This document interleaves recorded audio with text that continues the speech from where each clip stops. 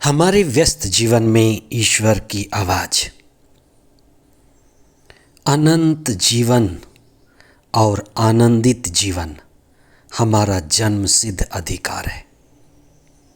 आज हम इस पर चिंतन करें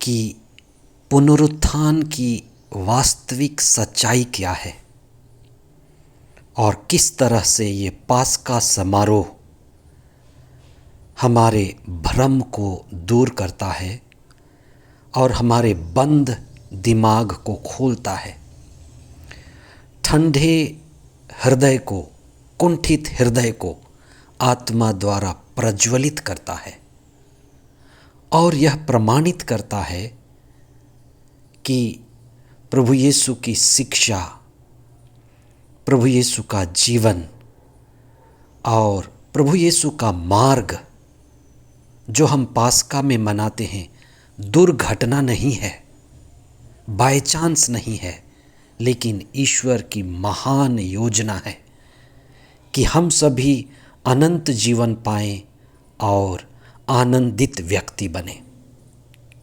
9 अप्रैल 2026 प्रेरित चरित अध्याय 3 पद संख्याएं 11 से 26 तक और संत लुकस का सुसमाचार अध्याय 24 पद संख्याएं 35 से 48 तक।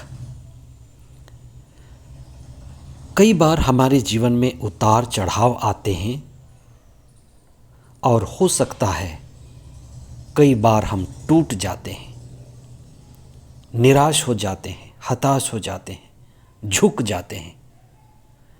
हमारा चेहरा, हमारा कंधा झुक जाता है, जैसे ईसा के सभी शिष्यों का हुआ। लेकिन पास्का में जो पुनरुत्थान की सच्चाई है वह यह है कि ईश्वर अपनी आत्मा के द्वारा फिर से हमें पुनर्जीवित करता है।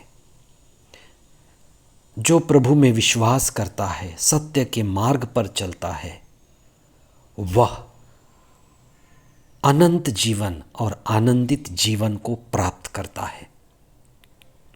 ईसा का जी उठना इस बात को प्रमाणित करता है कि वे सशरीर जी उठे और वे प्रेत की तरह नहीं हैं, वे ईश्वर के पुत्र हैं। और सुसमाचार में और पहले पाठ में भी इस बात को बताया गया है कि मूसा के समय में जो लिखा गया था, नबियों ने जो कहा था, वह ईसा के जीवन, दुख भोग और मृत्यु के द्वारा पूरा हुआ। इसलिए ये ईसा प्रकरण या पास्का समारोह दुर्घटना नहीं है, ये ईश्वर की योजना है और ईश्वर चाहता है कि सभी जीवन में मेल मिलाप करें। संत लुकस ने जो संदेश दिया है वो यह है कि पाप क्षमा का संदेश, नवीनीकरण का संदेश, पुनर्मिलन और पुनर्जीवन का संदेश जो सभी व्यक्ति के लिए है, संसार भर में फैले। जो भी टकराव है, बिखराव है, अलगाव है, दुश्मनी है, ये हमारा अहंकार है। देश देश में, विश्व में, परिवार में, छोटे स्तर पर, बड़े स्तर पर जहाँ भी बिखराव है, दरार है, लड़ाई है जो हम अनुभव कर रहे हैं, यह सब अहंकार और अंधकार का रूप है। इसलिए जब हम पास्का मनाते हैं तो हम देखें कि हमारे हृदयों में कितना प्रकाश है, कितनी ज्योति है, कितना पवित्र आत्मा संचालित है। नहीं तो इस स्थिति में जहाँ हम हैं, कैसे कह सकते हैं कि हमारे पास अच्छा नेतृत्व है? हमारे जगत का, संसार का, राष्ट्रों का, धर्मों का नेतृत्व कहाँ जा रहा है? सुसमाचार में और पाठों में नेतृत्व परिवर्तन की बात हम देखते हैं। ईसा में जो नेतृत्व था पवित्र आत्मा का, वह शिष्यों में और विशेष करके संत पौलुस जैसे प्रेरितों के जीवन में आत्मा द्वारा संचालित होना और किस तरह से ईश्वर ने जो ईसा के द्वारा कार्य शुरू किया, व्यक्तिगत अनुभव का, शिक्षा का, वह धीरे धीरे बढ़ने लगा। इसलिए केंद्र यहूदियों से बढ़कर गैर यहूदियों की ओर बढ़ा।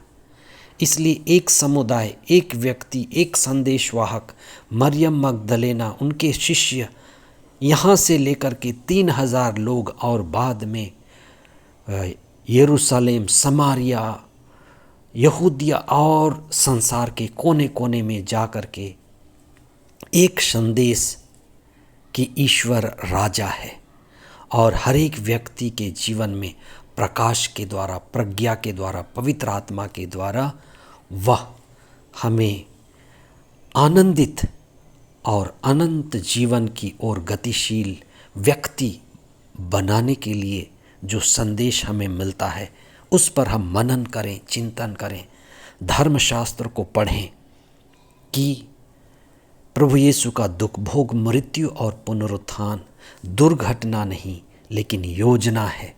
और ईश्वर चाहता है कि हम आनंदित व्यक्ति बने, आत्मा द्वारा संचालित व्यक्ति बने, पवित्र आत्मा से संचालित व्यक्ति बने। हम प्रभु के वचन को पढ़ें, चिंतन करें और